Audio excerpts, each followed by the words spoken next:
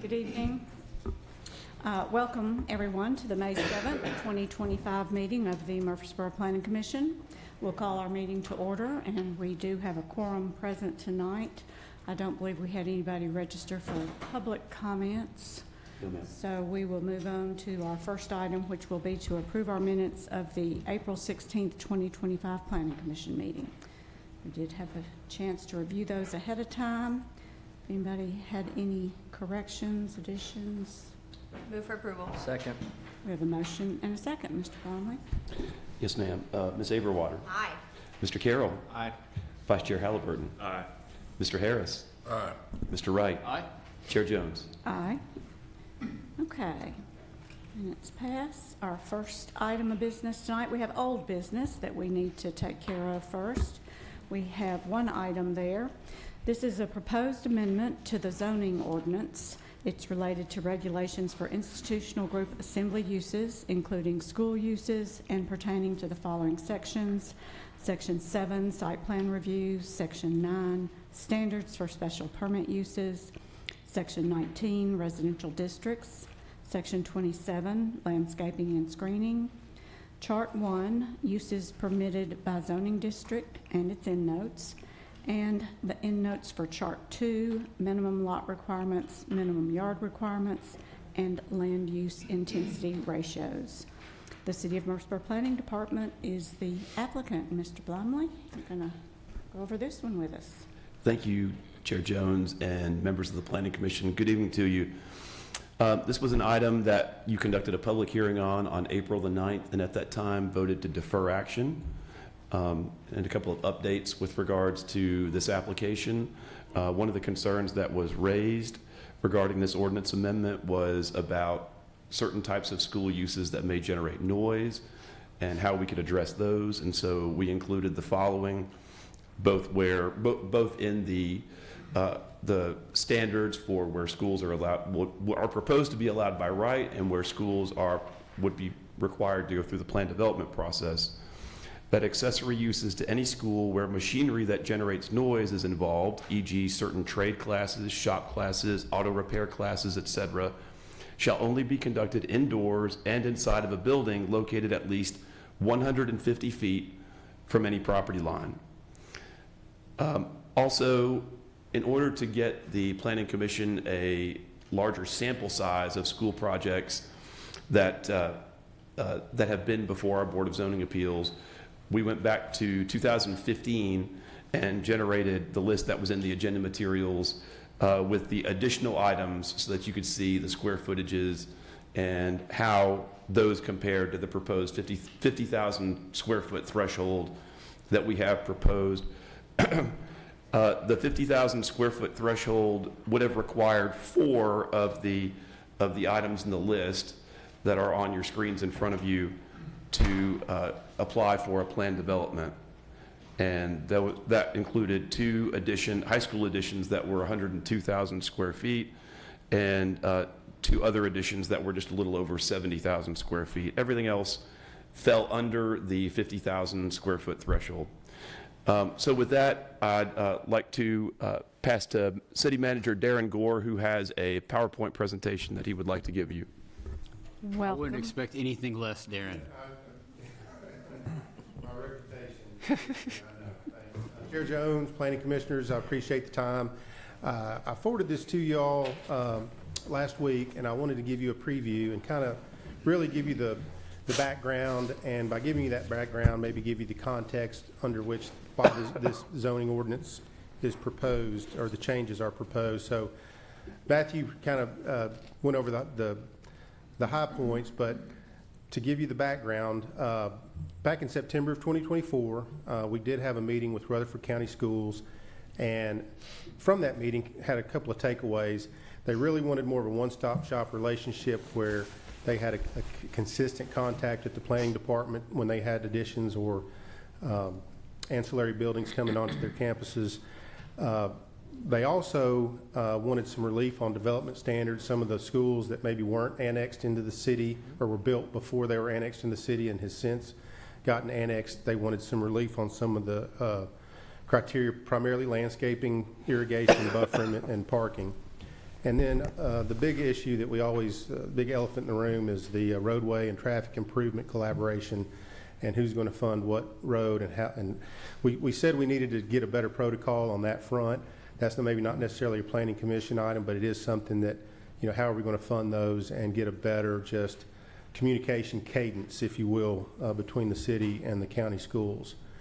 Then we received a letter in January of 25 that basically stating that there were some issues. It was from Representative Stevens, Robert Stevens, that said kind of some grievances, maybe, if you will, on the Riverdale High School edition and Oakland High School edition and the greenhouses and ag barns that were out there, and made the claim that it was more expensive to build these facilities in Murfreesboro than, say, other municipalities in the county, which I don't necessarily, I do think that may be true. We may have some more extensive screening requirements, for example, of screening air conditioning units on the roofs that other Smyrna or Laverne may not require.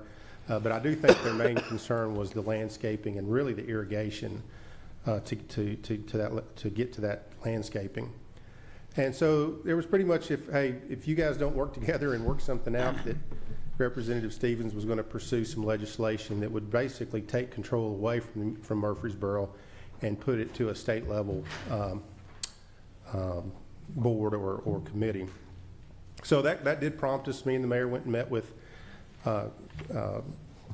Chairwoman Maxwell and Dr. Sullivan, and we did talk about considering rezoning of K through 12 schools to remove the BZA process, remove irrigation requirements, standardize some buffering requirements, review the permitting fees, and review the inspection requirements that we had that may have overlapped some with the State Fire Marshal's office.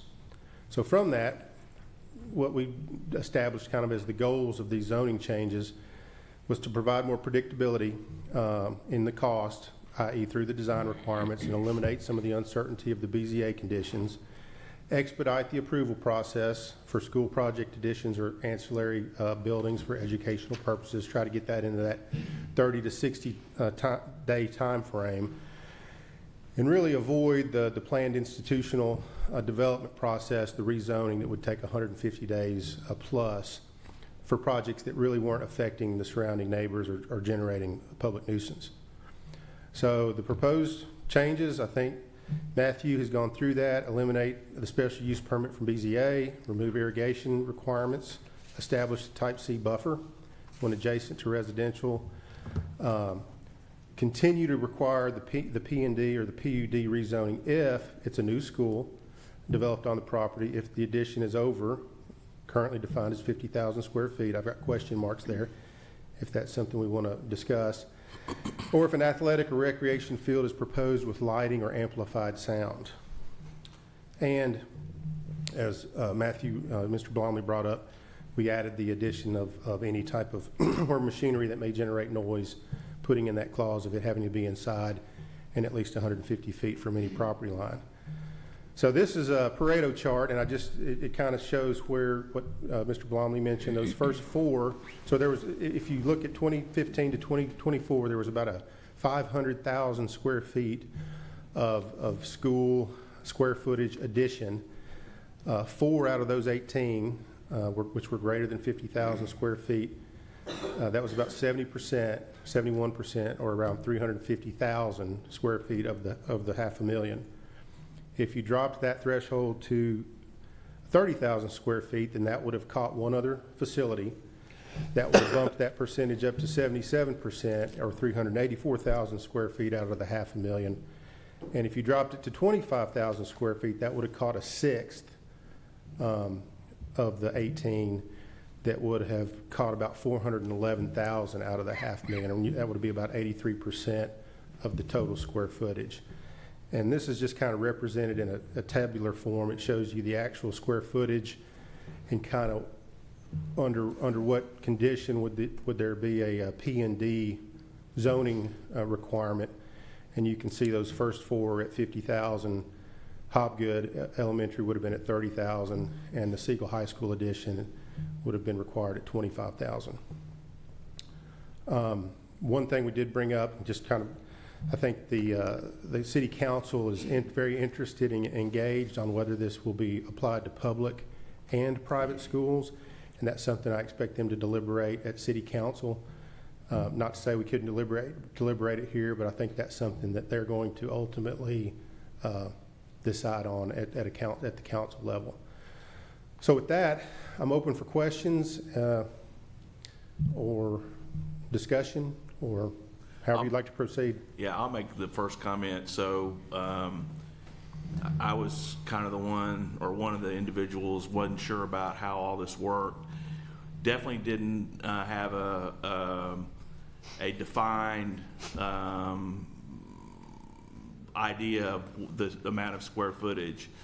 I think what y'all have come up with in reference to the auxiliary items, the barn, the chicken in the backyard, the cow mooing or whatever, that's, and then the athletic fields, to me, that was the whole purpose of trying to get it to a P&D level. So you've added those things, we're there, and I'm fine with it. Is that a motion? I just wanted to make one comment, and I really do appreciate the presentation, I appreciate the explanation, the background. It was very, very helpful in us trying to kind of figure out the goal and what's going on here. And I did want to just make a comment, if you all end up confirming requirement of a P&D rezoning. I understand if a new school is developed on the property, I certainly, of course, that makes sense. But if you're doing an addition on an existing school property over, if it turns out to be 50,000 square feet, just, you might have to put, I would think, some extra requirement or just a note about, are you going to do a P&D on just the part that's the addition, in which case you're going to have to re-subdivide it and pull out that little piece, and it's just a bigger process, or is it a required P&D on the whole property, Right. whole school property? So Right. just I talked with Ben a little bit about that yesterday afternoon. I think, John, you and Ben had talked as well. Yes, sir. So you can respond to that if you'd like. I think you guys have worked out a pretty good Yes. solution. What the plan director, Ben Newman, and I discussed yesterday was, in that circumstance, if there were an addition that was greater than 50,000 square feet, or if one of these other criteria were met, then the entire school would be going into the P&D or PUD process. However, we would be able to write into the PUD requirements that the specific limitations would only apply to the new addition, and that the remainder of the school would continue to operate as it did prior to the PUD. Yeah, that's what The city staff and the planning commission would have that flexibility. make sure we address. And any standards that would be applied to the P&D requirements that are in this ordinance amendment, the existing facilities would be legally established non-conforming uses that would be quote unquote grandfathered in. Yes. Okay, then their grandfather opens another whole can of worms. But anyway, just as long as we're thinking about all those kind of things, if you're requiring the P&D, but otherwise, I feel so much better about it and appreciate, again, all the extra work, and know that council will iron out all the details. With that, I'll make a motion, we approve with the additions that have been made this evening. Second that motion. Subject to staff comments. Motion and Fourth. lots of seconds and thirds and fourths. Mr. Blomley? Ms. Averwater, Aye. Mr. Carroll, Aye. Vice Chair Halliburton, Aye. Mr. Harris, Aye. and Mr. Wright, Aye. and Chair Jones. Aye. Thank you again. Thank you very Yes. much. And I would stick around for the annexation of the Middle Point, but I am headed to Augusta tonight, so I am going to have to leave. I know it's a long drive, so I apologize for that. I'm very interested in the outcome of that. Maybe that's an excuse. I don't And know. You could leave at midnight Yeah, tonight I'll when we give you- leave. I'll let you but find my phone so you can see me traveling down 75. Would you like to brag about why you're going to Augusta, Oh, Taryn? yes. My daughter-in-law is graduating medical school tomorrow at Georgia Wow. Medical College. Yes. yes. Congratulations to Brand new Maya. daughter-in-law. She's Yeah. been my daughter-in-law for about a month now. So, Yeah, so And one you have other to thing be I'll there. say is I really want to apologize for not bringing this up at the first reading and having to come back at second reading. And I think moving forward, I really want to get in front of this body more often if there are items like this and give you maybe the background and the perspective that I had a unique experience of gaining and giving you more of the reason why, so that it's not so confusing maybe on the front end. So I'm sorry about that, and we'll do better. We're just used to ironing out all the details before we send it on to them. In this case, they'd already done a whole lot, and we were, yeah, Got it. Right. we thought we Okay. were supposed to be doing it, and it was already done. So Well, thank you. Thank you very much. We appreciate it very much. Safe travels, Darren. All right, thank you. Be careful. Oh, so you'll be back for tomorrow's workshop, right? I can remote in. Got that covered. Okay, thanks again. Moving on to our public hearings. First item tonight is a zoning application for approximately 14.81 acres located along Old Las Casas Road to be rezoned from RS-15, 12 of the acres, and RS-10, 2.81 acres, to PCD. It's the Las Casas Storage PCD. Patterson Company LLC is the applicant. Ms. Smith, good evening. Good evening. I'm not sure where the agenda is on here. Matthew, are we going It's- from yours? No, it's the PDF that's open on the bottom. There we go. Gotcha. I've already got it queued up to your map. There we go. All righty. So you may recall this particular site.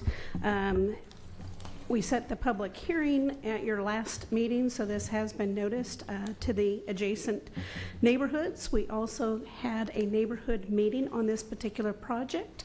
The project site is actually one large parcel currently, single parcel with 2 zone districts on it currently. RS-15 actually covers a portion of the lot here, but that portion of the lot is not part of the zone change. It will remain RS-15, and the remainder portions are looking at going from an RS-15 and an RS-10 to the new district of a PND. In looking at your aerial, Old Las Casas and Hazelwood streets are both collector roads in our city's roadway classification for it, and it is surrounded on all sides by residential, whether it's RM12, RM16, PRD, or RS15 on all of the sides. As we're looking at the site, there have been multiple changes since we set the public hearing, some of which was based on some initial input that was provided. I've put that in your staff report on page 2. There's about 11 bulleted items. The biggest items were updating of the building architecture for both the 3-story and the 1-story structures. There was some clarification on the landscape components around the site, and there was also a clarification on the setback for the bottom portion of the site, which seemed to be of concern for a lot of folks, and it's changed from a 25-foot to a 30-foot setback on that particular area. And then on the phasing component, we did clarify 2 things. Is one, all of the landscape that will remain permanently on the south side of Phase 3 is in Phase 3, but it will actually be protected throughout. But all of this yellow portion would remain intact during that initial phase, with the exception of probably some infrastructure up in the front area. But that was, I think, a bit of a concern. And then the landscape in this area, we also wanted to make sure to extend it. That's one of the areas where it's thin on landscaping, so they would augment that. So it would be a type C buffer, which is required between this type of zone district and the RM zone district to the south. A little bit of, again, clarifications on the fencing plan, and the applicant will go into specifics on those components. And just when staff's looking at it, there are a couple of pages that we do want to point out that we, in talking with the city attorney's office, we want to make a couple of just clarifications in the program book, starting with page 9, the allowable uses we noticed did not include the monument itself. So we want to make sure that we add a sentence in there that talks about the monument site that they're actually anticipating parceling off into its own parcel. That would be the only primary use for that particular site. We would also be looking at page 10. You'll see in the PowerPoint that's being given that they're updating the organization of just how the number of units is stated here so that it better keeps it within the same categories. Page 12. Clarification on the side setback. Again, here we're talking about a 3-story side setback, and we really just need to clarify this is the south side setback because it not only affects the 3-story building, but all of the 1-story RV covered storage in that area as well. And then last but not least, page 31, we want to make sure to include a sentence there again regarding the monument site. And we looked at the end of that, to that page. At the end of the sentence, it talks about this formal open space. And so at the very end of the portion here, we would look at a minimum, the final design improvements for that site would be developed during site plan review. And lastly, an adequate legal instrument shall be approved by city legal and recorded to ensure long-term maintenance of the monument site, concurrent with the recordation of a final plat when creating the various parcels. So with that, I'd like to turn it over to the applicant to discuss the project updates.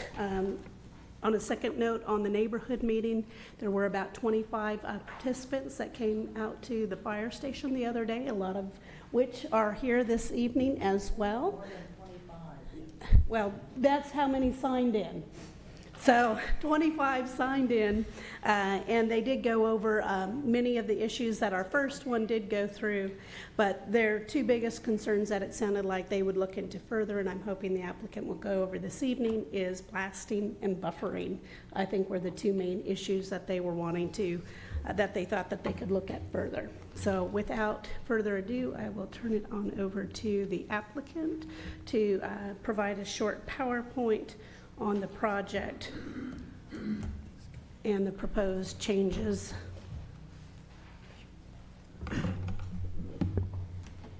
Thank you, Holly. Chairman Jones, members of the Planning Commission, I am Brian Grover of SEC. With me tonight is Matt Taylor, along with Jackson Nichols of Patterson Group. I just want to say thank you for your time and consideration for this rezoning request. The project is located at 1402 Old Las Casas Road. This is near the intersection of Hazelwood Street. As the site exists today, primarily just a wooded site with some exposed rock face and an existing pond that used to be part of a quarry. The surrounding context of the site to the north is Stratford Hall subdivision. To the east are the subdivisions of Prestwick and Scotland Acres, and to the south are the apartment complexes of Scotland Terrace and the Cove at Center Point. Currently, the site is zoned RS15 and RS10. This would be rezoning that to a planned commercial district, or PCD. The future land use plan sees this site as suburban residential. With this proposed use of a storage facility, we do not follow the future land use map recommendations. However, in discussing with staff, there are some benefits to this specific use for this site, such as a significant reduction in blasting as compared to a residential development. It would secure the site significantly compared to what it is today, and it would provide a minimal amount of traffic to the local roads within the area. Some photos of the site as it is today. This is looking into the site from Hazelwood Street. You can see the large amount of existing trees that are along this portion of the roadway. This is looking at the existing monument site that exists on the site. From standing in the center of the site on the south portion, this is looking west towards Las Casas Road, and then more towards the center of the site, This is looking southeast towards Scotland Terrace Apartments. This is looking north. You can kind of see the pond in the background there with the existing chain link fence today. And this is looking west, and you really start to see the exposed rock face that exists on this site today. The proposed PCD is proposing 2 lots, one being the storage facility highlighted in blue here, and the second being the monument lot along Old Las Casas Road. The proposed storage facility is approximately 14.5 acres. One of the benefits to this site with this design is we're preserving quite a bit of open space, about 48%. It's significantly higher than the 20% that is typically required. And within this open space, there's existing wetlands and ponds, all of which would be preserved. One of the key factors of this site that caught the interest of our applicant was the amount of trees on site. And so there's been significant effort for tree preservation on site. As you can see, the dark green areas there would be the trees that would be preserved upon full build out. With the light green areas, those would be trees that would be preserved up until that specific phase of development. There would be an additional bus parking that would be provided. So if there was a classroom that was to go to the monument site, they would have a safer access. When it comes to the storage units and spaces being provided on site, there would be a 3-story climate-controlled building with approximately 550 units, single-story storage units, about 10 of those, and then there would be a total of approximately 238 RV and boat spaces, 73 of those being covered spaces and 165 being uncovered. There are some key development standards we want to talk to you about tonight. They're not all of them per se, but some important ones. The hours of operations would be from 6 a.m. to 10 p.m. 7 days a week. And the patrons shall adhere to all the standards within the Murfreesboro zoning ordinance when it comes to prohibited activities within self-storage facilities. There would be no signage or banners allowed behind any type of glazing or windows in the 3-story buildings. There would be no promotional material or advertising or anything like that within those windows. Site lighting shall comply with the City of Murfreesboro standards, and development shall provide landscape buffers along the residential portions of the adjacent neighbors. This would be developed in the 3 phases, with phase 1 providing the uncovered and covered storage along with the 10 storage units in the single-story building.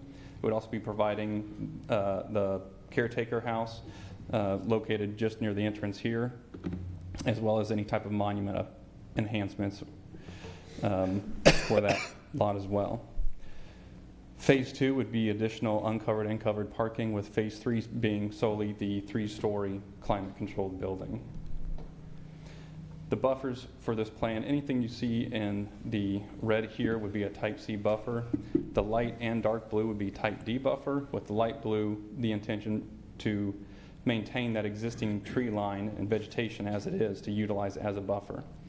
The building elevations, from some of the previous plans that you may have seen, we extended that covered parking along that southern boundary to act as a fence, a more of a visual barrier to help mitigate any type of visual impact in seeing RVs or boats inside the lot.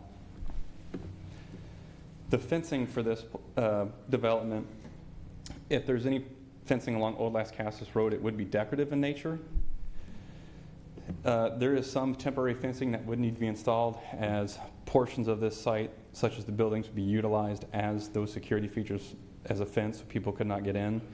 Without those buildings being there, a temporary fence would be provided. The southwest portion of the site would provide a PVC fence along that portion because there is no buildings along that section. And there would be security fencing provided where you see the blue and magenta areas here, as well as the temporary fencing that would be between phase 1 and 2. The existing fence would remain around the pond as much as possible. And because this was discussed a little bit, we heard at the neighborhood meeting, the fence that exists on Mr. Cunningham's property today, that's going to remain on his property. He wanted to keep that, so that is just not part of this rezoning request. And the fencing inside the monument area would also remain as well. The setbacks for the site, as Holly stated before, would be 42 feet from the front. We did increase that by 5 feet along that southern property line, so that is now 30 feet.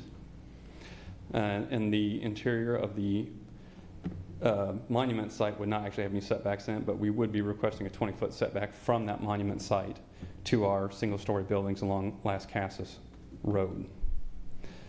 The architectural characteristics, in working with staff and per your guys' comments from the workshop meeting, we did revise the architecture quite a bit.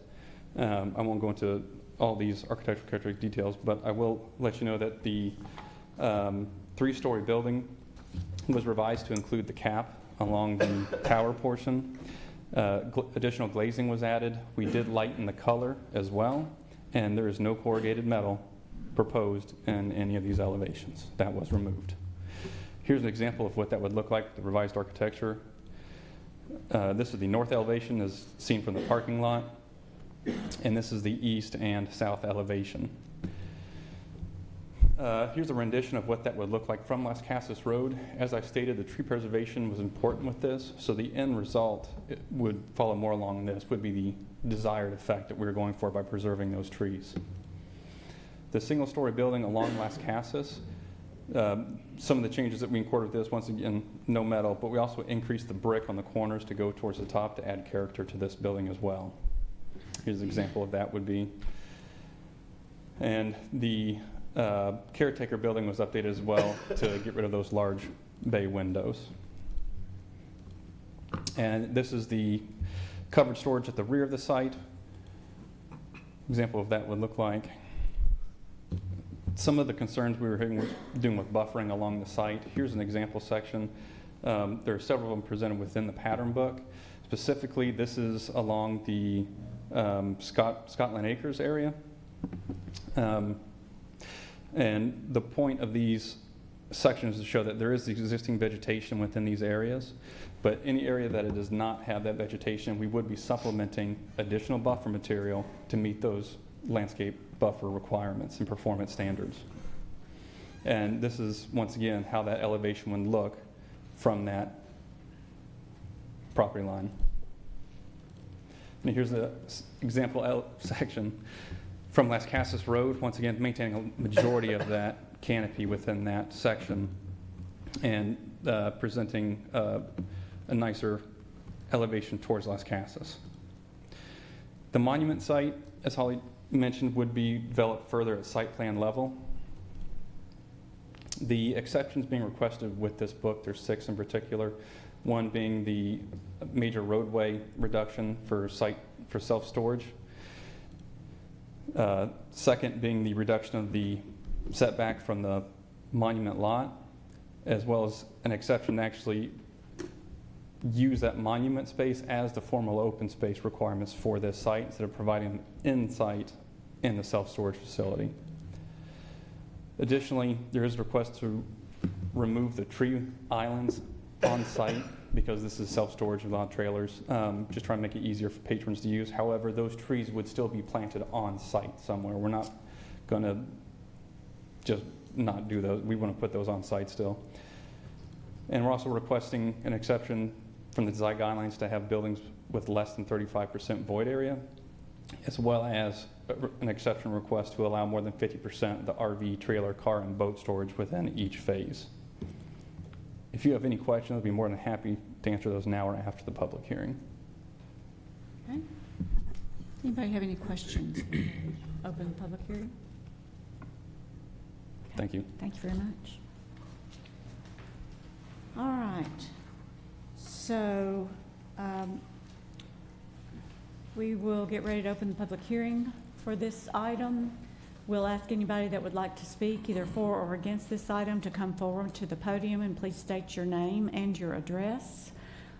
Please make all of your comments regarding this item directly to the Planning Commission and not to the developers or any other members of the audience.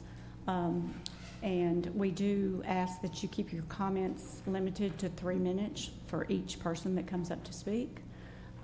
So with that, we will open the public hearing for this item and ask that anybody that would like to come forward to speak to please do so.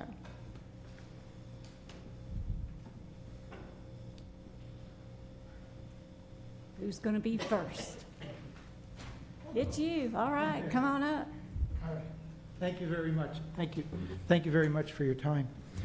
A couple things that kind of was crossing my mind as he was speaking. And go ahead and start with your name Oh, and sorry, address. Richard Bouchard, 1316 Charleston Boulevard in Stratford Hall. And you got the Cunningham property thing. I'm just outside of the view. I'm just Uh-huh. pretty close to right here where the property is. Couple things, in no particular order. They say 48% is open space. That means 52% is non-open space. So that's more than half of it being, I guess, concreted over, I'm assuming.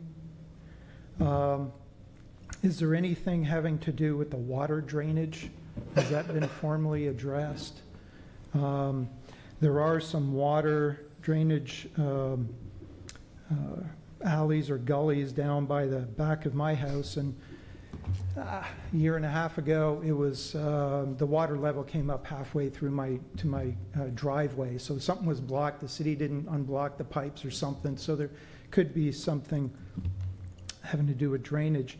Also, I walk the private alley a lot, and I look into that big pit there, and I'm not a prepper necessarily, but I'm thinking, okay, if something happens, there's a lot of water there that I could access if I needed it. But when it rains a lot, that thing gets pretty full. So you're now throwing 48% of that whole area more water into it. I don't know what the plans are as far as the water drainage goes. Also, is there any way to maybe keep that canopy and wetlands area undevelopable for a period of time, 50 years, that they can't touch that? What canopy are you speaking of? Well, it's the area where the big pond is and that smaller pond, the existing wetland. Just the undeveloped area over there? Yeah, if there's any way to maybe have an agreement or something that cannot be developed. And actually, that big pond is kind of an interesting little history spot as well. I would think it was being developed for maybe the capital of Tennessee at one point. They dug that hole. That's what I heard. I don't know if it's true or not. But anyway, those are my main concerns of this. And yeah. Okay, thank you. Thank you for your time. Thank you. And since I forgot to mention originally, as you all come up and, give us all your questions, we just make notes of all the questions and we'll try to answer them all at the end because we have a lot of the same questions, so we'll make sure we get them all covered. Good evening. My name is Mike Johnston. I'm at 2010 Windsor Street in Scotland Acres. A couple of observations. Have any of y'all ever driven by one of these storage areas at night? They're very well lit for security reasons. It's much like almost like a football stadium or a baseball field. So I'm concerned the lighting. And you mentioned the easements with the buffering and all that. How high is the largest security light going to be? I noticed the renderings of the 3-story building. There'll probably be lighting on top of it shining down. Well, that will also invade the neighborhood. How tall is the landscaping they're going to be putting? Is it going to be taller than the highest light? Those are concerns that I have as far as the trees and stuff that they are showing. Does it block the light? I'd hate to be in my backyard and light from these, the yellow lights from these security lights beaming into my backyard. I know it looks pretty and all that, but I just want to make sure that if they do that it's meant to block the light, all of it, even the tall street lights that are on the parking lot. My second observation is the neighborhoods were here first. We didn't buy a house with with the hopes of having a 24-hour storage. I know it's open till 10 o'clock, but it's got a code where people can access the units 24 hours a day. But I bought my house knowing that there wasn't a unit there or a storage unit there, and for those reasons, I'd like to say I don't want to have that there. Okay, thank you very much. Who else would like to speak?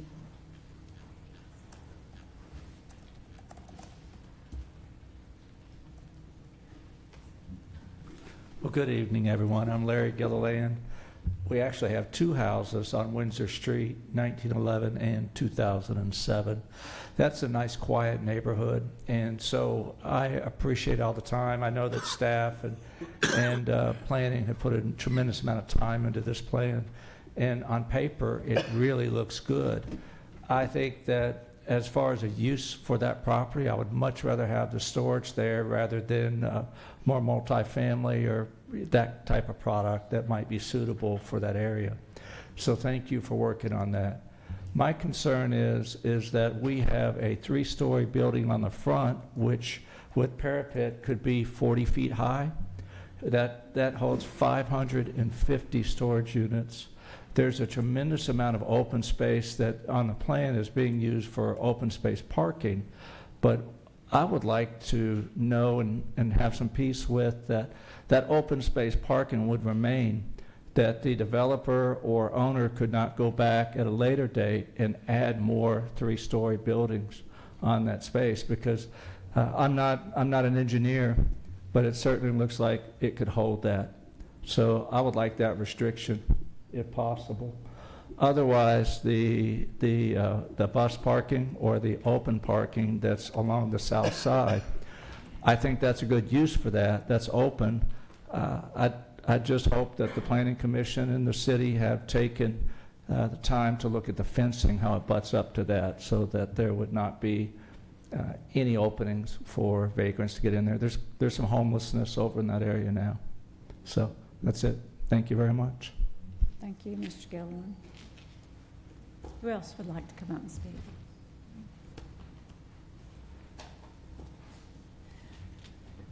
Good evening. Thank you for letting me speak. My name is Donna Tackaberry. I live at 1250 Charleston Boulevard in Stratford Hall, and my house is on the alleyway between the proposed new construction and the existing wetland.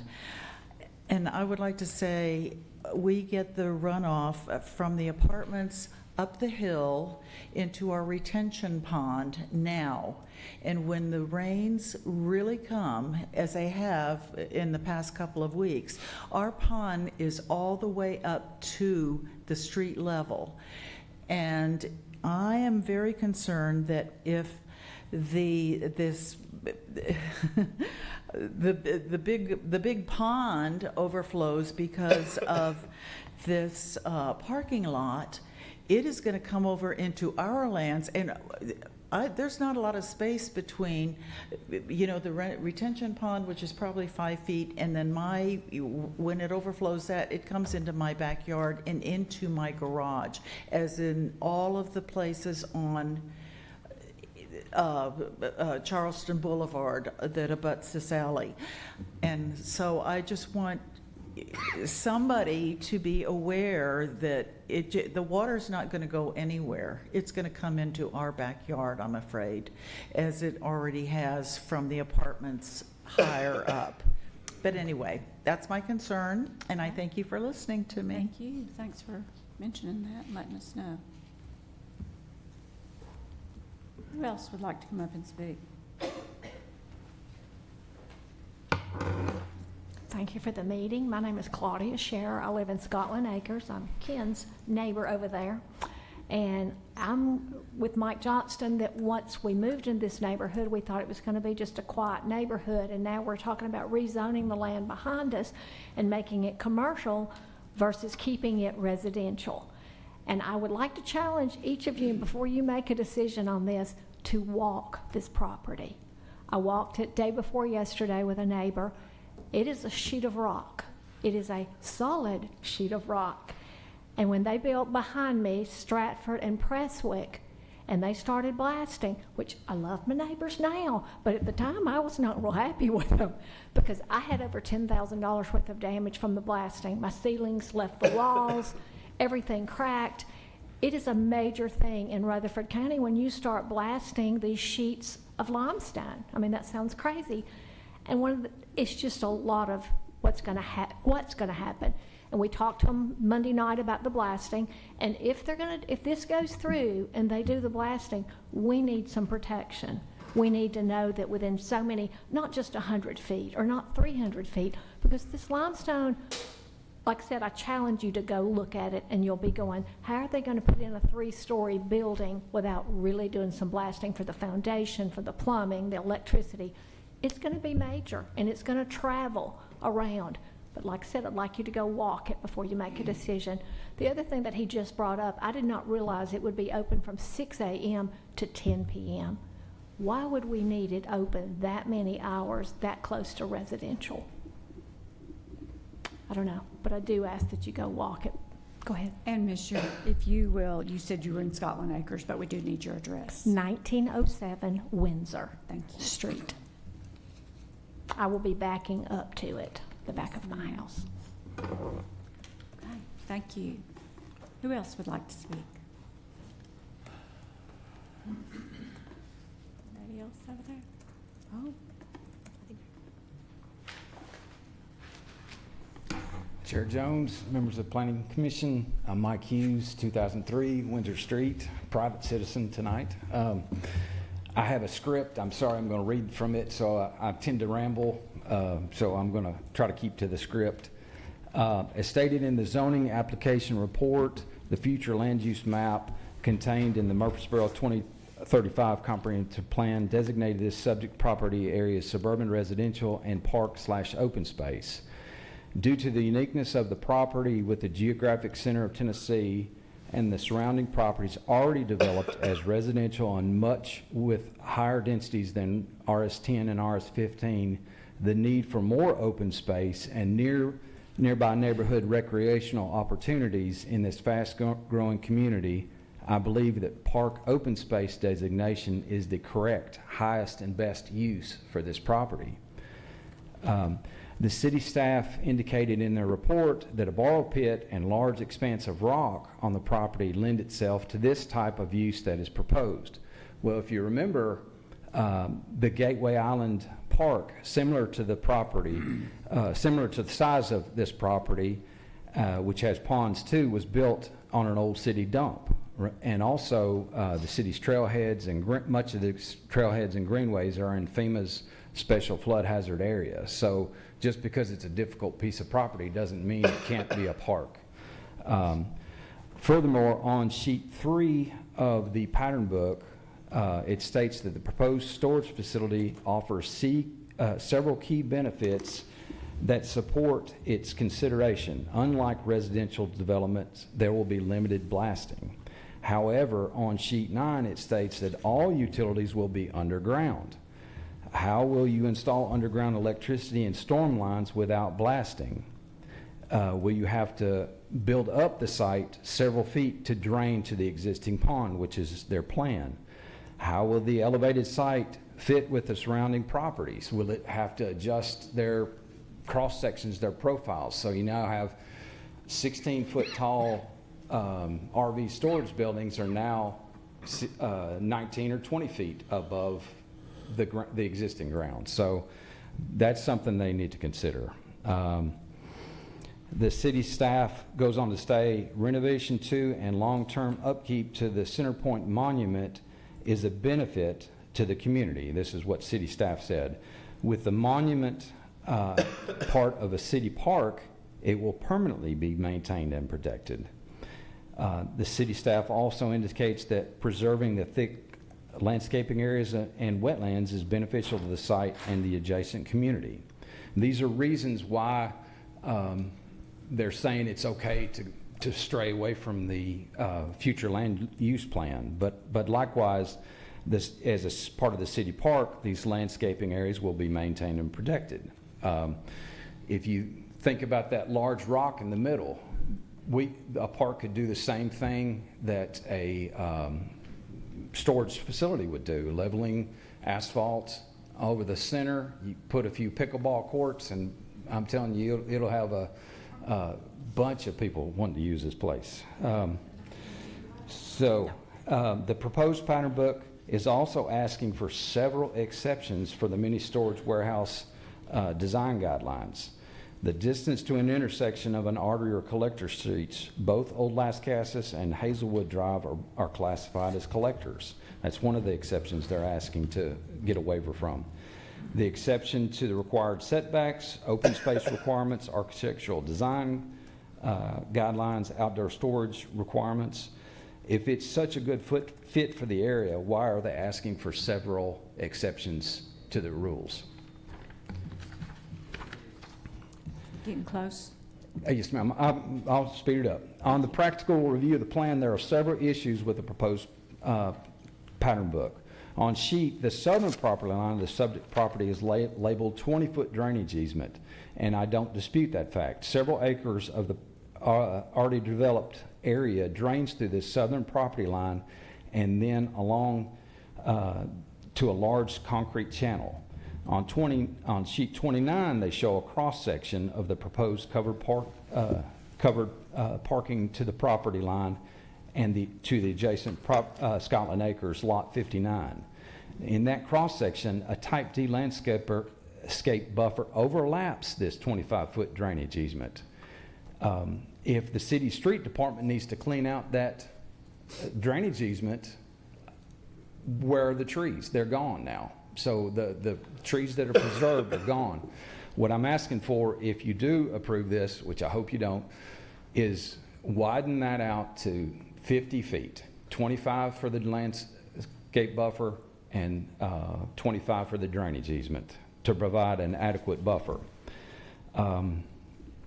Why is the developer creating a 0.13 acre parcel for the geographic center of the for Tennessee?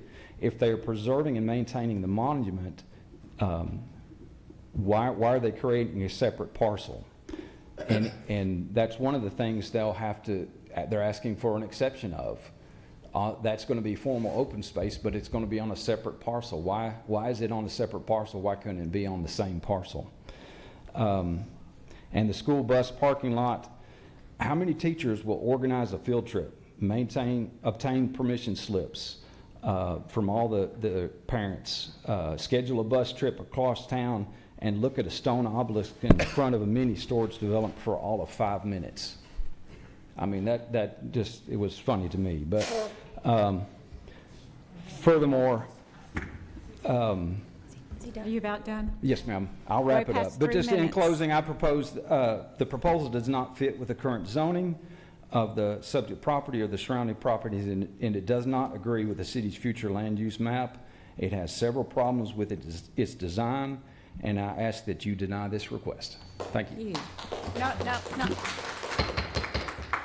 No, we don't have clapping, we don't have cheering, we don't have booing, we don't have any of that. Thank you, though. I'm sorry. I should have stated that at the beginning, didn't know we were going to deal with that. But who else would like to come forward and speak? Anybody? That got it? Okay. Then we will close public hearing for this item, and we will address a lot of the questions that we had. And Mr. Blumley, do you want to start with some of them? Would you like us to have the developer to come up and start with some of them? I think Mr. Taylor would probably be best to address Okay. those. I agree. Good evening, Matt Taylor of SEC. I'll try to go down the list that I heard in the order that I heard them. There was a question about the 48%, and that leaves over 50% paved or building. And I would agree with that math 100%. Our stormwater plan is to treat it before it goes into the large quarry or existing pond, however you want to term that. We've already ran that by TDEC to make sure that that was acceptable, because TDEC did take jurisdiction over that as well as the existing wetlands, and that is, as long as we provide treatment before we go there, it's acceptable. I think that same gentleman asked about keeping the wetlands and I think he meant the tree canopy undeveloped for a certain amount of time. I think that's exactly what this book is. This book becomes our Bible, our zoning ordinance, and so by us putting it in there, that is our commitment to keeping that in perpetuity. Can I just ask on that, Mr. Taylor, would that area of land be able to be developed with that pond on it? It would be very expensive because that's a very deep pond. I don't Or is I that don't know the is that origins a of it. I do think drainage? it was for construction at some time. I don't know that it had anything to do with the state of Tennessee Capitol, but it would be extremely difficult to fill that in. One, TDEC did take jurisdiction, so you'd have to go get a permit from them and have a really good reason to fill that in. But then the cost of filling that in would probably be cost prohibitive at the end of the day, I believe. I think the next person's main questions were about the lighting. Our lighting here is going to follow the city's lighting ordinance, which is the same ordinance we use out along the gateway and across our entire city. I believe the maximum height on these lights would be 20 feet. And then any of our light, we would use what they call dark sky, and so we want that to be aimed down toward the ground. I wouldn't anticipate any sort of security lighting on that 3-story building, maybe some accent lighting that that we typically like on our buildings, but nothing that's going to be lighting up the entire area. And so I would assume that some of the facilities that the gentleman was referencing seeing at night are probably some older ones before we had our photometric requirements. And so if you go by some of our newer storage facilities, like along Medical Center Parkway, those are there's some soft light there, but they are not lit up bright. So it's very respectful of our neighbors. Light basically cannot go onto our neighbor's yard. There's no light intrusion with those. And then there was a question about 24 hours. It's not. It's restricted to 6 to 10. That keypad, that gate stops operating outside of those hours. And we will have an on-site manager.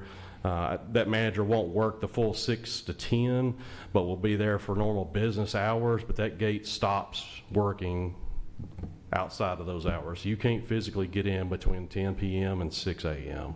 And those hours have been consistent since our original neighborhood meeting back in December. We have not changed those.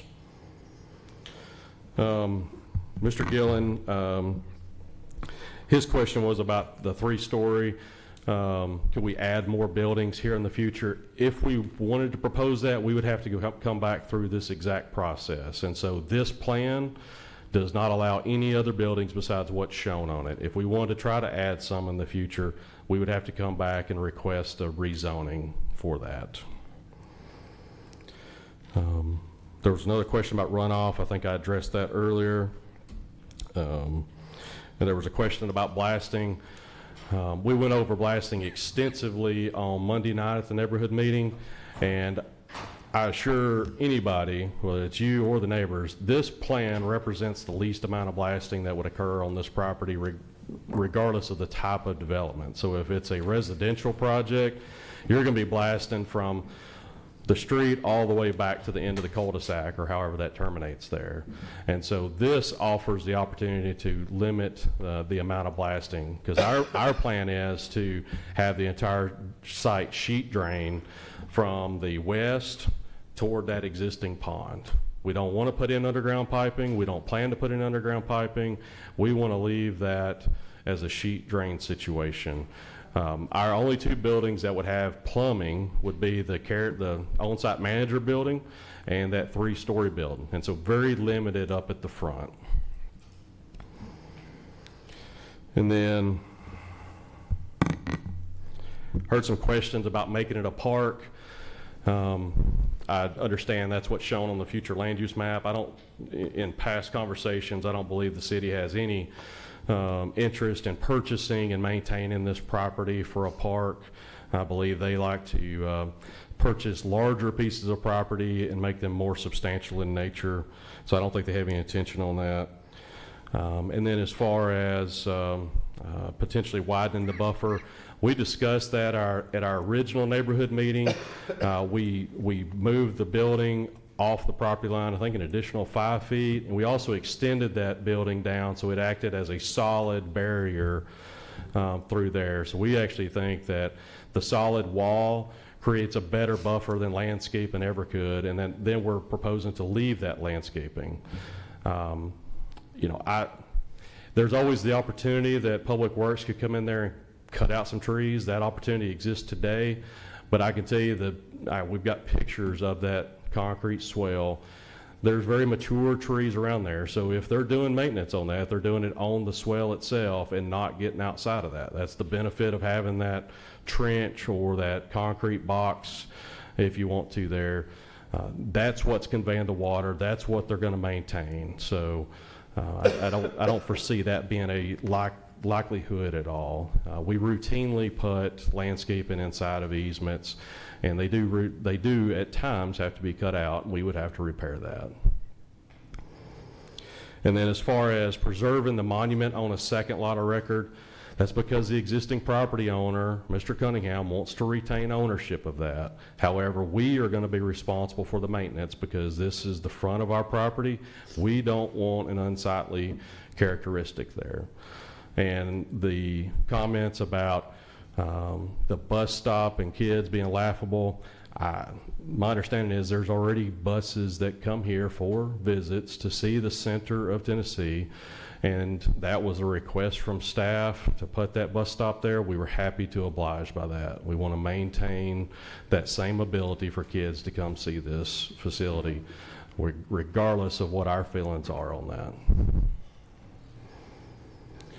I think I answered everything. If I missed a question, let me know. I think I took a bus trip to that center of Tennessee every year in elementary school. Probably so. But so basically, I think I just want to confirm the several questions regarding the drainage, and with this property, because of all the new proposed concrete, in some way increasing drainage on the adjoining properties, and you're saying that's all addressed, and I would say normally that would be what would have been required before you ever got here to us. That has to be addressed before you would even be presenting it. Should not affect or in any way worsen any drainage problems that they're having currently? Yes, ma'am. And so can we show the my computer or the podium's computer on the screen? So if you see that, that's a solid sheet of rock, and so it's not like we're going from, and that's across a decent amount of the interior portion of this property. And so it's not like we're going from an open field and beautiful grasses and trees on the entire site to impervious. And so there's a significant, this rock is going to act just like our pavement or concrete or building rooftop. After we install those, it's going to act very similar. And any additional that we will create here, we'll have to manage that like we would with every site. And so if this was to be approved by you all and City Council, we'd come back to this body with a site plan. Your engineers would review my engineering, both professional engineers, to make sure that we're not harming and putting extra water on our neighbors. And so we take that very seriously. Your engineers take that very seriously. And I think we've got I think both parties have a good track record of that. Could you address, because I wasn't sure about discussion regarding elevating the site, and therefore the buildings are going to be taller and So one thing that we talked about the other night at the neighborhood meeting was that because we don't want to have a lot of blasting, we have talked about raising these building pads with shot rock or tailings or excess material from another project, so that our footers and our foundations, we weren't having to blast down for that. That would create cost savings for my client. It addresses concerns from the neighbors. And so we would raise those areas to allow it to create that sheet drainage toward that pond there. And that's naturally where it wants to flow already, but we would artificially raise to keep from having to blast. And like, is that 3 inches, 6 inches, 2 feet? So we would talk to a geotech about, they're going to want what they call to have a cushion between that bedrock and those foundations. And depending on the type of material, depends on how thick that cushion needs to be. So I would say normally that's probably maybe like a 12-inch cushion to an 18-inch cushion. And so now it's probably that cushion's probably going to be a little thicker on the 3-story building. I think that's fair because you're going to have a bigger bearing pressure there. But the single-story buildings, I think it's going to be about that. But with any side, if this was residential, we would be raising even residential building pads because we would have to import. I mean, you can, look at that bedrock. You would have to import topsoil to be able to get a yard to grow right there, and so you'd be elevating any building. And our proposed buildings, the single-story buildings, are much shorter than a residential house would be on this particular property. Now, the 3-story is taller, I will say that, but the ones that are extremely close or closer to the residential detached, that's going to be shorter than any other residential house that would be built here. And a residential house could be closer than what we're proposing these single-story buildings to be. And I will say this, residential houses are not going to preserve, they have no obligation to preserve that tree row. It's possible that those could all get torn out if it was residential.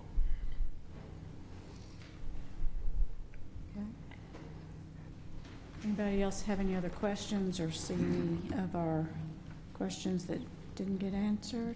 Before we go much further, I'm going to abstain from any questions or vote on this application. Thank you, Mr. Halliburton. So Matt, just to confirm, the plan is to sheet flow all the water to the existing pond, correct? Yes, sir. Does the existing pond have like a outlet control structure in it right now, or is it just fill up and then spill out, or what? It's very much a natural overflow quarry type situation. There's no, and we don't want to install a defined, because that would require us to go blast back there. And so its natural flow is out of that, and it wants to go to the east. There's a pretty large ditch that cuts between Stratford Hall and I believe that's Prestwick, Villages of Prestwick. There's a significant channel that runs through there and then runs over to Rutherford Boulevard. And so that's where that water would get directed ultimately if it was to overflow that large pond. And that's on the north, or it flows east? It's to the when east. It spills out? It goes to the Okay. east.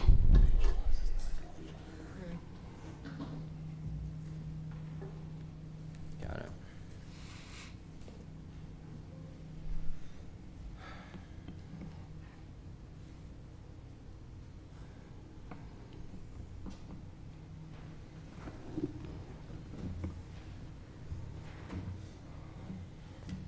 And then as far as the blasting goes, which I know that was talked about and it's kind of a concern, I mean, can you walk through like the typical process of what the blasting company will be required to do with state regs? Yes, sir. Pre-blast survey, all that good stuff?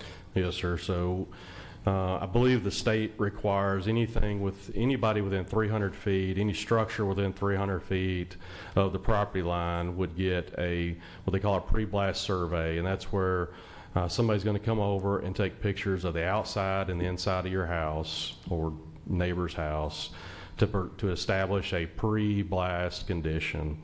And then we would have seismographs at the property line so that whenever if there is a blast, it does go off. You can measure what that wave does. Yeah. And then if there is a concern, if there's a claim, then the blasters will all be licensed and insured. That insurance company would then come out and compare the pre-blast photos to the condition after the blast.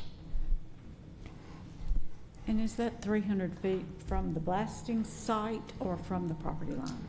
I believe it's from the project. It's from where the blast takes place. Makes sense. So any house, structure, 300 feet. And something that I was looking at like today when I was reviewing it is the main concern for the blasting would be the building up in the front, just mainly because of the water sewer mechanical hookups. I mean, I said with the parking lot sheet flowing, you don't have any stormwater infrastructure that's getting installed. But I mean, not saying they're not gonna blast, I just don't know if that's even gonna be possible, just because how close you are to the existing roadway. Because the guys I deal with, about 25, 50 feet from existing roadway, you don't want to shoot. That's just normal. So just for their own liability standpoint when it comes to blasting. So not saying they won't for the building, but sounds like even if the blasting takes place, there's state regs that require the pre-blast survey,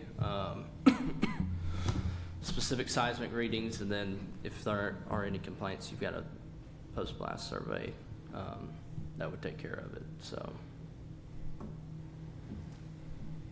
Okay. What other questions or comments?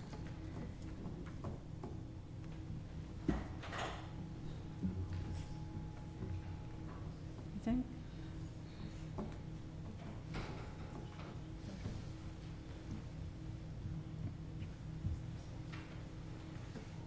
I don't have any other questions. I've walked the property. I think it's a better use for a property than a big development. I appreciate the owner or the developer putting something in there that is better than what we have, which is not great based on what I've seen. I also own a house close by to there, or did. I sold it, but I lived there for a long time in college, and I felt quite dangerous running down Old Las Casas.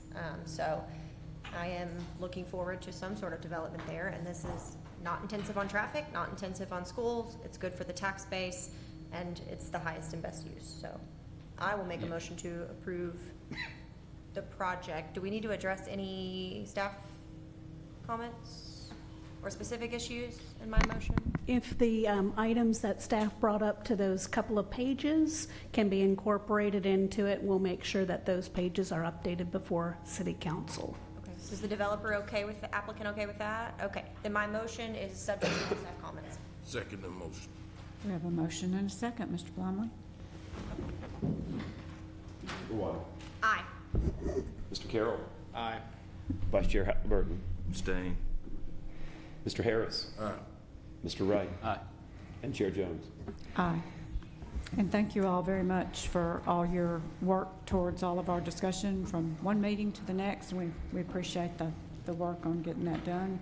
And thank you to all the neighbors for coming out tonight. I know y'all have been to two, I believe at least, public meetings, and appreciate all of your input and public comment. Thank you for taking the time to be here. Hope it's not disruptive for you. All right. Our next item is an annexation petition and plan of services for approximately 13.74 acres located along Yergin Road. Shane and Dwayne Beard are the applicants. Mr. Donovan, good evening. How are you? Good evening, Chair Jones and members of the Planning Commission. The annexation petition before you tonight is for one parcel on the north side of Yergin Road. That parcel is currently vacant. This annexation also includes approximately 610 linear feet of Yergin Road right-of-way. The Rutherford County Highway Commission reviewed and consented to the annexation of their right-of-way on March 3rd of this year.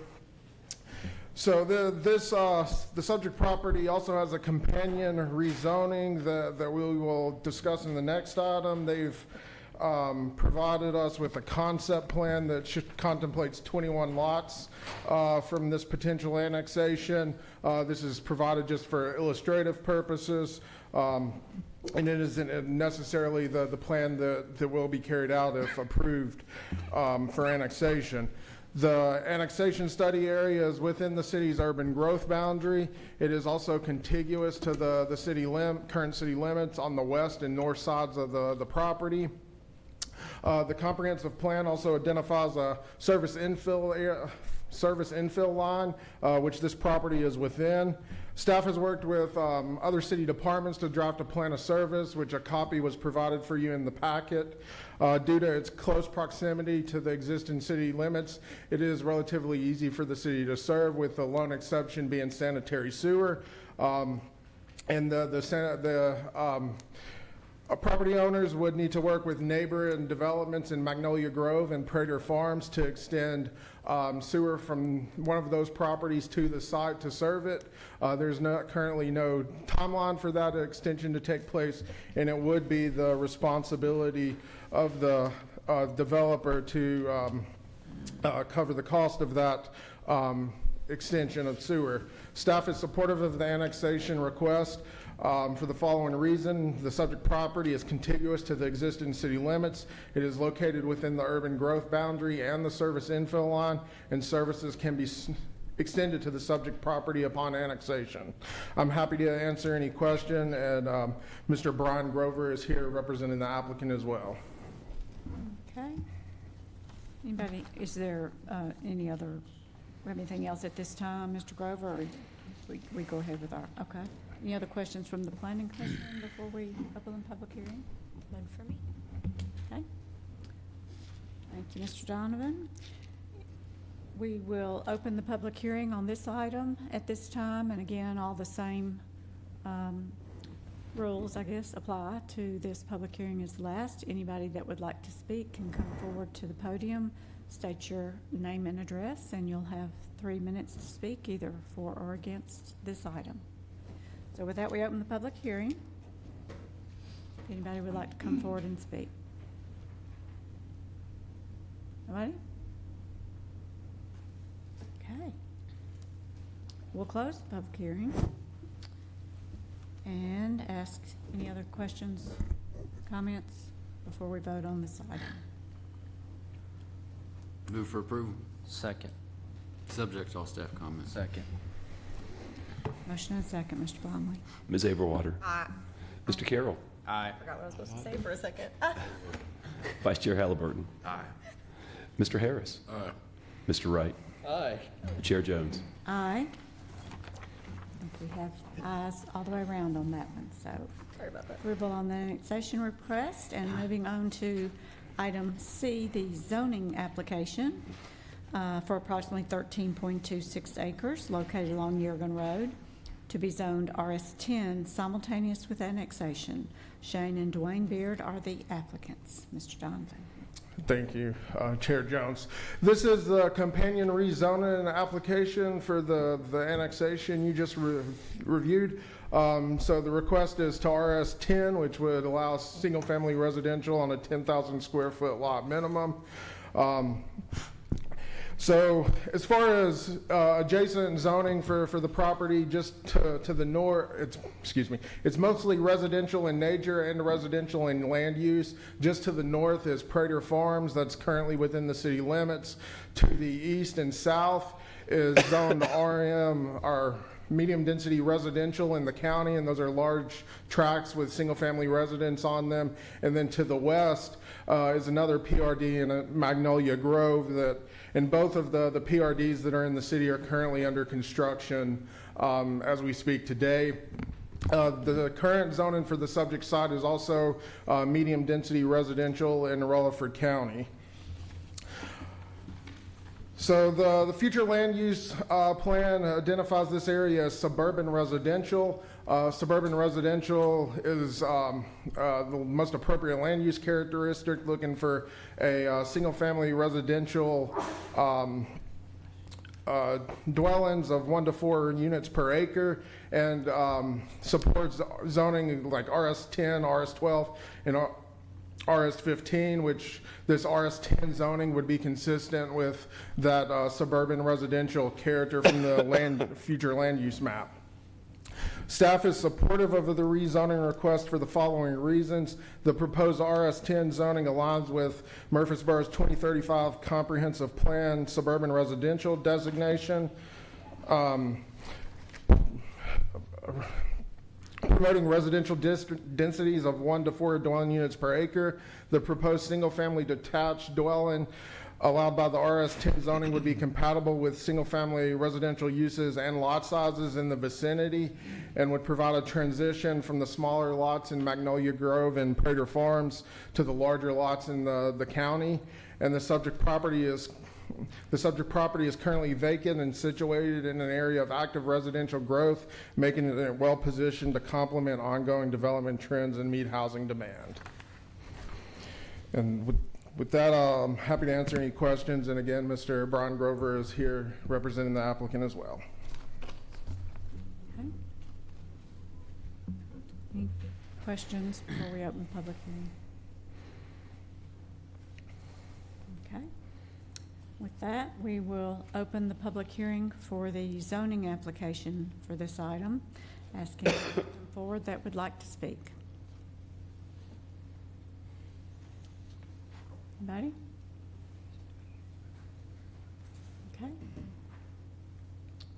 We'll close the public hearing. Comments, questions from the Planning Commission? Move for approval, subject to staff comments. Second. Motion and a second. Mr. Blummer? Ms. Overwater. Aye. Mr. Carroll. Aye. Vice Chair Halliburton. Aye. Mr. Harris. Aye. Mr. Wright. Aye. Chair Jones. Aye. Okay. Motion passes. Thank you very much. Nice RS10 subdivision. Been a long time. All right. Can y'all tell me who made the second on that one? Mr. Wright, thank you. All right, our next item, item D, is the annexation petition and plan of services for approximately 843 acres located along Lebanon Pike and East Jefferson Pike, including an approximately 4,900-foot segment of landfill road ingress and egress right-of-way easement, an approximately 8,800-foot segment of Lebanon Pike right-of-way, and approximately 7,900-foot segment of East Jefferson Pike right-of-way. City of Murfreesboro Administration Department is the applicant. Mr. Barbie, good evening. Good afternoon, Chair Jones and members of the Planning Commission. This next item on your agenda for tonight is an annexation position and plan of services for approximately 843 acres located along Lebanon Pike and East Jefferson Pike. The annexation study area includes one parcel located on the south side of East Jefferson Pike. The site is further identified as tax map 46, parcel 34.03, and encompasses approximately 809 acres. It's currently owned by BFI Waste Systems of Tennessee, LLC, and is developed with a Middle Point landfill, some recreational fields, and the Rutherford County Convenience Center. Our mayor and council have requested staff to study this annexation area. And in a little history behind it, in 1995, after receiving a request from annexation from BFI, the city executed an agreement to serve BFI as an outside the city sewer customer and accept the leachate generated by Middle Point landfill. As a condition of extending sewer service to BFI, BFI agreed not to oppose annexation of its property in the future. Also included in this study area is an approximately 4,900-foot segment of landfill road ingress-egress right-of-way easement, an approximate 8,800-foot segment of Lebanon Pike right-of-way, and an approximate 7,900-foot segment of East Jefferson Pike right-of-way. Tennessee Department of Transportation has issued a statement of no objection to the annexation of its right-of-way. The study area is located within the urban growth boundary and is contiguous with the existing city limits on the western side. Adjacent land uses and zoning. The western half of the subject property is currently zoned heavy industrial. The eastern portion is currently zoned RM, residential medium density, in the unincorporated Rutherford County. This application has no companion zoning request included with the study. If annexed, the portion of the study area that's heavy industrial currently would be brought into the city with a classification, or an interim classification of light industrial. The remaining portion that's currently zoned residential medium density in the county would be brought into the city with a interim classification of RS15, which is residential single family. Surrounding area consists of a mixture of residential, commercial, and industrial zoning types and uses. The property to the north is outside the city limits of the city of Murfreesboro and is developed with a commercial self-storage facility, some single-family dwellings, and a church. Area to the east is also located outside the city limits of Murfreesboro and is undeveloped in Rutherford County, but has been heavily excavated.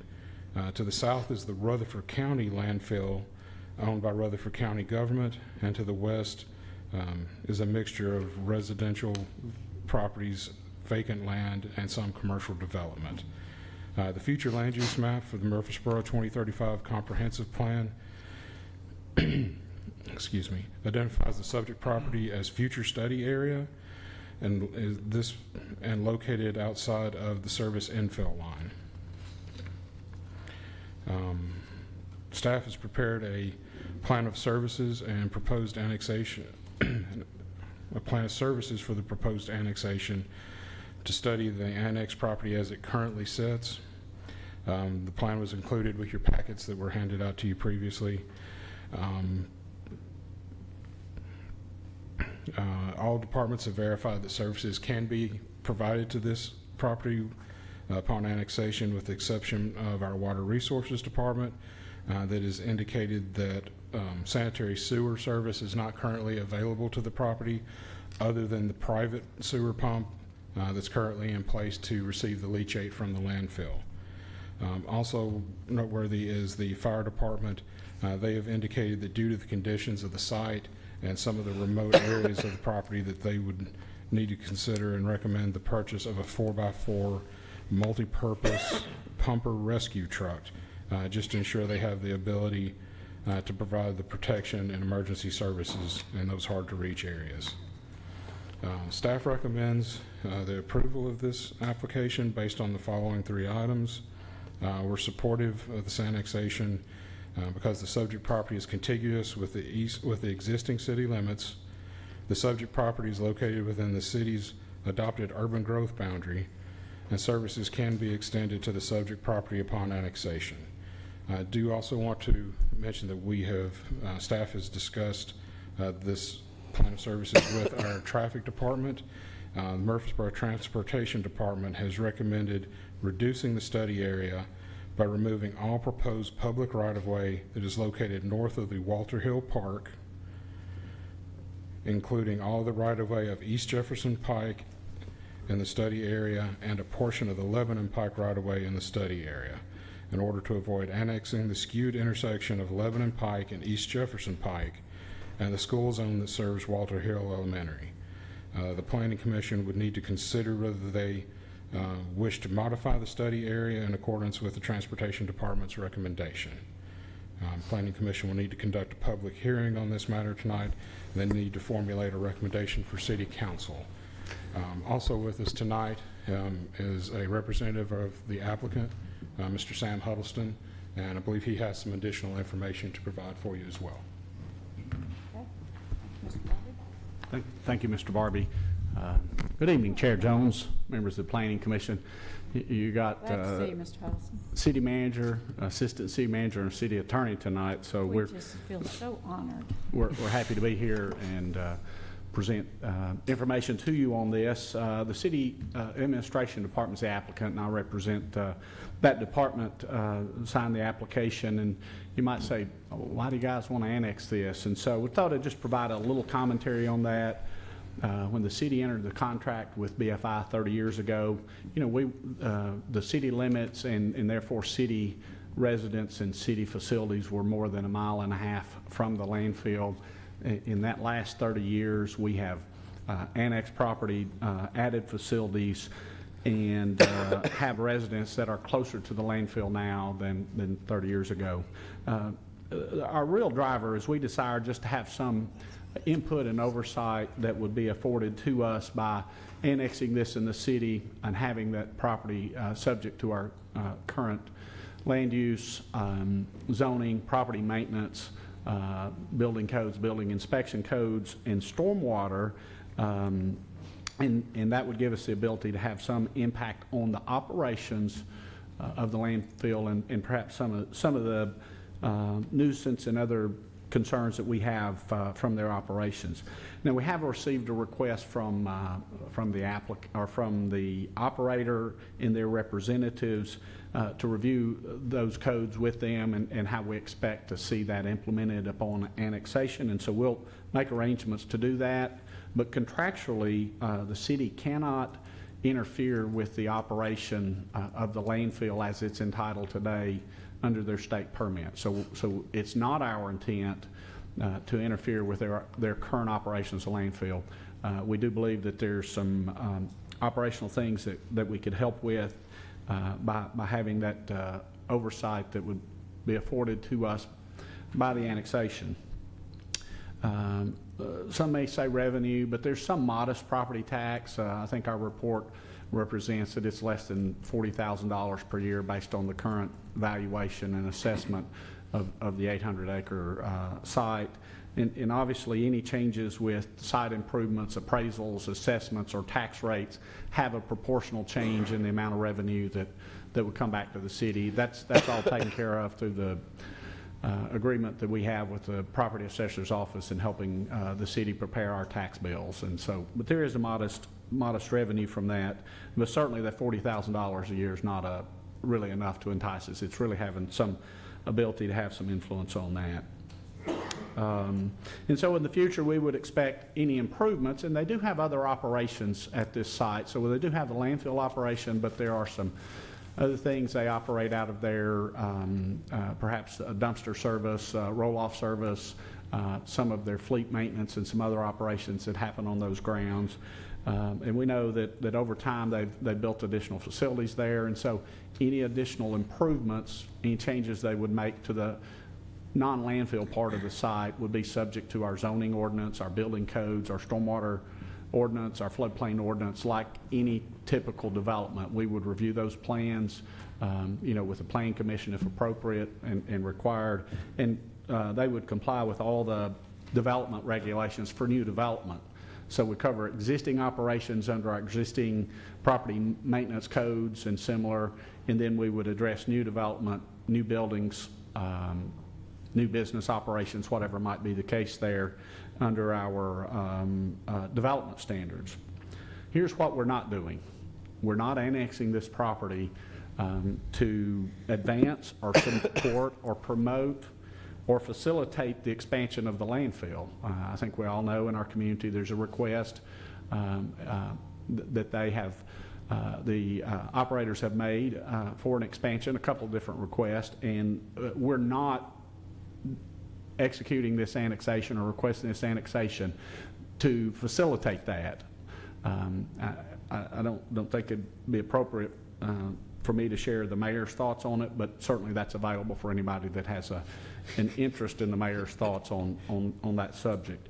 And similarly, we're not proposing to prohibit, disrupt, or interfere with their current operations as they're entitled by the state of Tennessee. They have an active landfill permit. They're regulated by that. Contractually, as I've said, we cannot interfere with their ability to operate that enterprise as they have in the past. And so we do have Mr. Tucker here, and I'm available either before or after the public hearing to address any questions or concerns that you may have from a legal standpoint, and then from a city policy and practice standpoint, I would address those. And so we're available now for any questions either before or after the public hearing.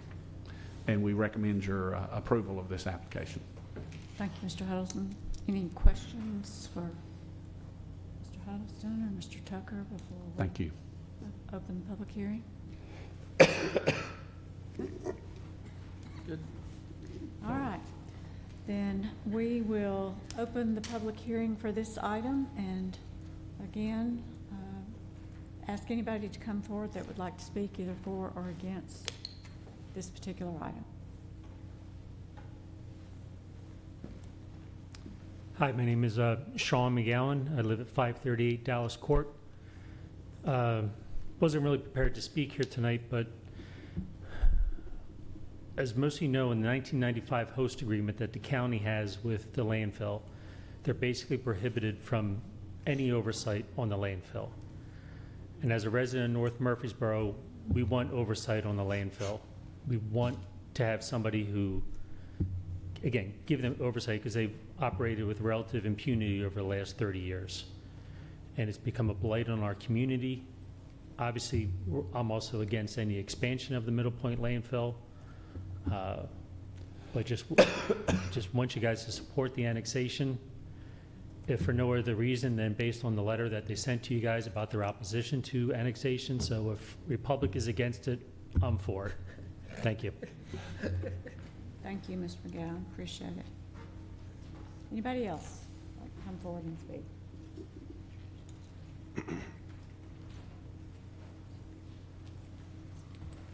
Yeah, my name is Kenneth Bird. I live on 7339 Antietam Lane, which is basically right across the street, down a little bit from the landfill. Back as a young adult, I remember being able to go down to Walter Hill Dam and swim and fish and do all that kind of stuff down there. Now you can't do that. The landfill has polluted that river so bad you can't even eat the fish out of it. There are signs at the dam saying you can't eat the fish. My question is, if the city does annex it, what is going to happen? Are y'all going to be able to help with the pollution factor? Are you going to be able to stop any further pollution and possibly get cleaner water around in that area? That is our drinking water. Our kids drink from it, our grandkids, our elderly. Everybody drinks from that. You shower in it. My concern is, what are we going to do about the water? And I know that you said before that there's no plans on expansion of the landfill. That's fine. What is going to happen? Is the city going to fight it? Right now, the county is, and I'm glad for that. But if the city doesn't help fight it, then the annexation is going to be useless to the people who live around it. You know, y'all expand, my property values are going to tank. And I can't, you know, I'll sell before they do that. And I don't want to sell. I love the area. I've been there for almost 17 years. We got a lot of history there. My kids were born there or grew up there. My grandkids have stayed there. I don't want to leave. So, thank you. Mr. Burr. Appreciate it. Thank you for coming out. Anybody else like to speak?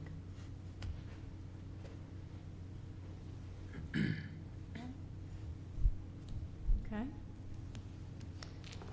We'll close the public hearing then. And just have a couple of questions to address then, if we could. Mr. Bird's questions. Mr. Tucker, due to pending litigation, can you answer this last gentleman's questions? Sure. I'm sorry I didn't catch your name, but I'm Adam Tucker, the city attorney.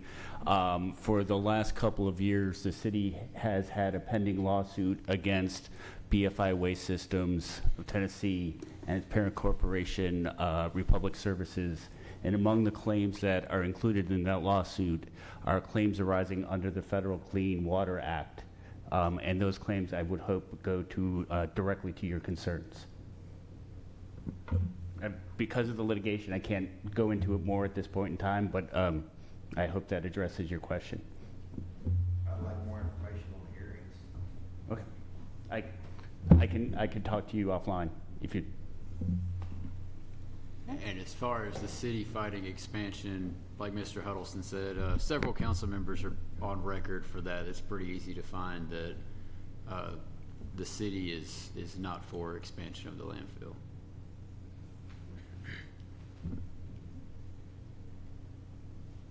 I'm going to keep my mouth shut in case they put me in a footnote again this week. I'll be on the footnote this week. Is that a motion? Do you have any other? I don't have any other comments unless anyone has questions. Any other questions, or if not? Everybody good? And we would like y'all to, Yeah, we need to discuss the road. And yes, yeah, there was the recommendation of the Transportation Department, and And the planning staff supports the Transportation Department's recommendation to remove a portion of that right-of-way. Mr. Barbie, can you pull up the revised map? We made a revised map, if you'd like to take a look at that, of what, I think that's. it's a separate PDF. That's the right move. Yeah, Is for sure. It's a separate PDF, Brad. I'm dying to know what that video is. the video. Parks and Rec. There it is. See, it includes that strip of Lebanon Pike that goes up to Walter Hill Park, but does not include the segment of Lebanon Pike north of Walter Hill Park, nor does it include any of East Jefferson Pike right-of-way. So we'd be removing that. None of East Jefferson Pike, not No. the part that Yeah, adjoins it. the right-of-way that's highlighted in red would be the only right-of-way that would remain in the study area. Okay. Oh, so this is the current, this is the new one. Got it. This is the proposed study area. With Jim Kerr's. Yes, and if you concur with that, we will revise the plan of services accordingly prior to city council. Great. I move for approval with Transportation's recommendation. Second. I want a second. Motion and a second. Mr. Blumley? Ms. Averwater. Aye. Mr. Carroll. Aye. Vice Chair Halliburton. Aye.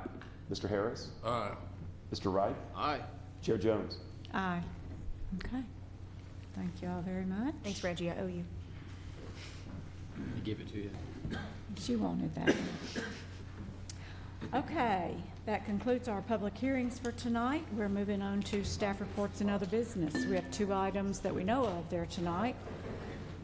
The first item is a mandatory referral for the dedication of an electric easement on city-owned property located along Lebanon Pike, Middle Tennessee Electric applicant. And Mr. Mark Shackelford Rowell, is that correct? Yep. Rowell. It's Rowell. You got it right the first Rowell, time. first time. Thank Yep. you. Welcome. Good evening, Planning Commission. Tonight I'm presenting a mandatory referral for an electric easement on city-owned property located along Lebanon Pike for Middle Tennessee Electric. In this mandatory referral, the Planning Commission is being asked to consider the dedication of an electric easement for MTE on city-owned property. This project, or this subject property, is developed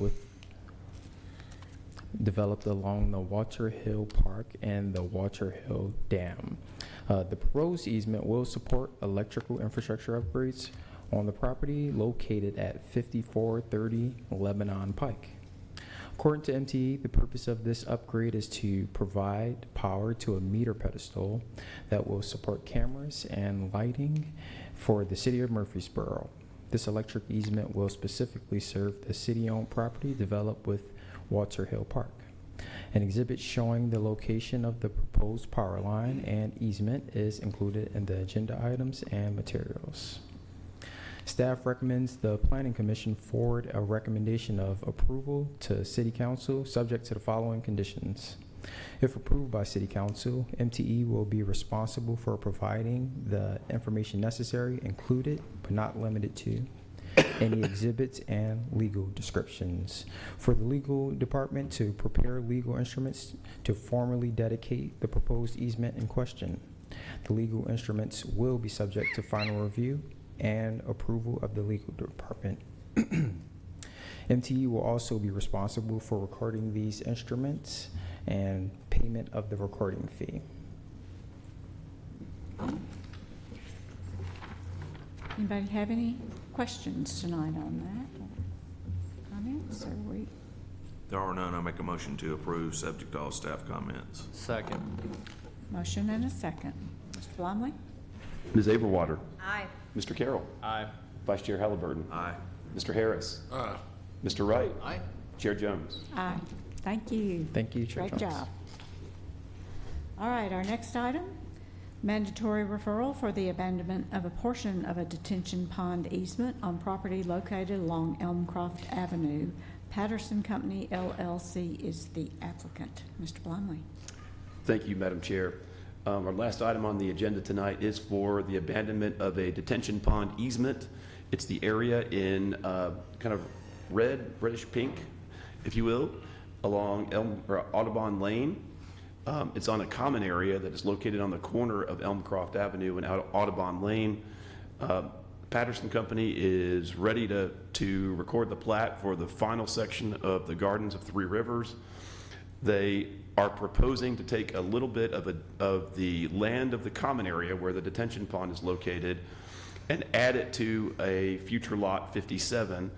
That area in the common area is also part of the detention pond easement, but it does not contain the pond itself. It's surplus easement, if you will. It serves no drainage purpose. Our city engineer has reviewed the request and concurs with the application, does not object to its abandonment, as long as a drainage easement along the rear of Lot 57 is provided to route water to the pond.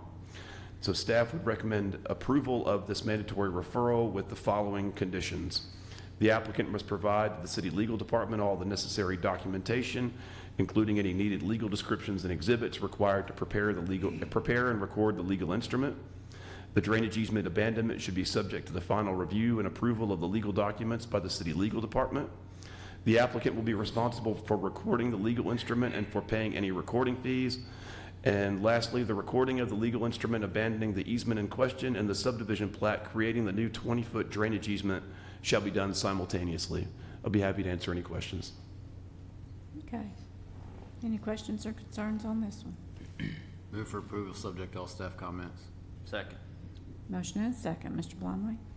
Ms. Averwater. Abstain. Mr. Carroll. Aye. Vice Chair Halliburton. Aye. Mr. Harris. Aye. Mr. Wright. Aye. Chair Jones. Aye. Okay.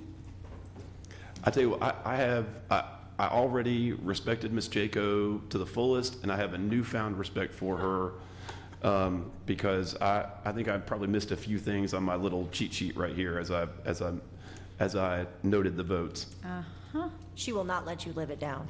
Oh, no, nor should she. Correct you and get it all straightened out. We appreciate it very much. Any other business that we need to address tonight, Mr. Blumley? I have none. Thank you, Mr. Tully. Okay. If not, we stand adjourned.